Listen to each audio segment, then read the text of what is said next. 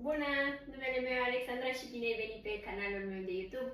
Astăzi vom face Surya Namaskara. Prima postură din Surya Namaskara este Tadasana sau Mountain Pose, poziția muntelui. Următoarea postură este Anjali Mudra sau Pranamasana, Prayer Pose, poziția rugăciunii.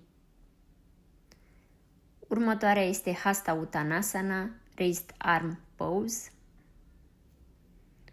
Următoarea este Uttanasana sau Padahastasana, Standing Forward Bend. Ajvasanchalanasana, Equestrian Pose, poziția călărețului. Următoarea este Dandasana sau Plank Pose, poziția planșă. Următoarea este Ashtanga Namaskara, 8 Limbs Pose sau 8 puncte pe podea.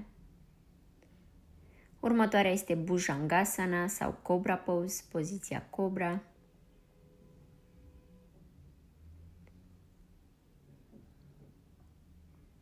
Următoarea este Adho Mukha Svanasana sau Downward Facing Dog, câinele cu fața în jos.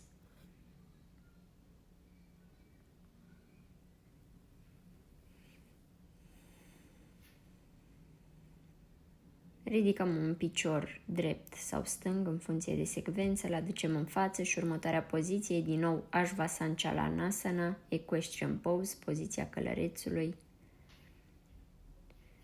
Din nou Uttanasana sau Padahastasana, Standing Forward Bend.